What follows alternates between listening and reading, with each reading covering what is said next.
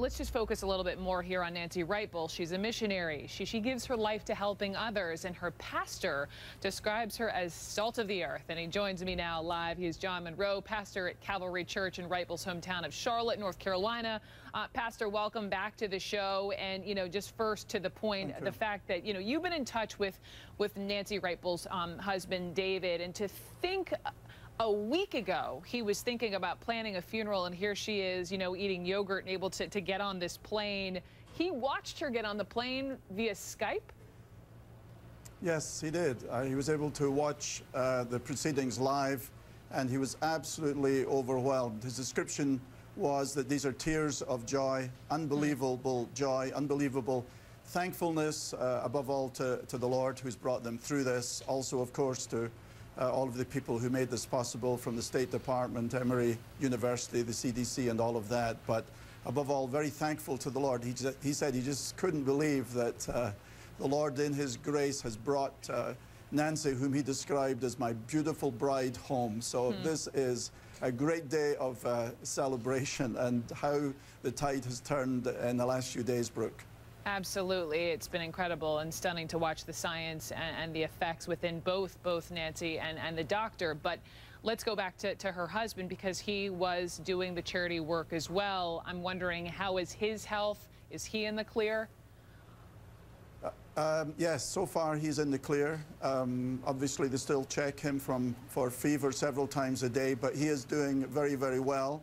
They're trying feverishly to get him back to the U.S. I think the airport at Monrovia is closed for international flights, but we're hoping and praying that he'll be able to be united with Nancy very, very shortly. These are quite unassuming people who are, as I've described before, the salt of the earth. And Jesus in the Gospels talks about people who lose their life, but in effect save it. And I think these are an example to us of tremendous dedication, showing courage in very difficult circumstances, but doing it out of love for Christ, out of love for people, for the Liberians.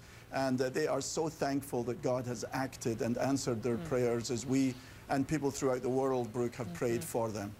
Absolutely. And so David, the husband, he is trying to get on a plane, trying, I'm sure, to be by his wife's side, or at least in the hospital. I don't know if they'd let him in that isolation unit. Do we know who else is hoping to be at Emory with her?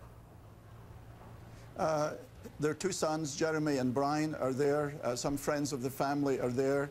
The last word I heard, that they're waiting to see Nancy, as it was with Kent Brantley. They'll take a couple of hours or so, and then the family will be able to see her through the glass, will be able to speak to her. So that is very, very exciting for them. David is in good health, and in fact, Nancy did very well yesterday. She was able to have a shower, sitting down, of course, to get her ready for the flight.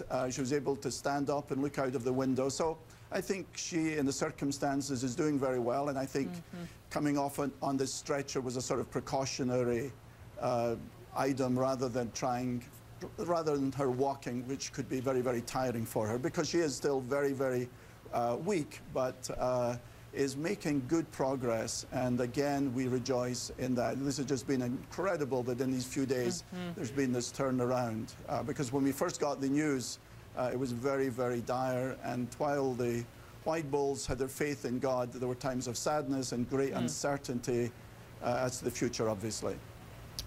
Potential funeral arrangements 1 week, and now here a trip overseas to Atlanta, and hopefully back to 100% health, and safe travels to her husband, who I'm sure at some point can make the journey. Pastor John Monroe, thank you so much. We're thinking about them as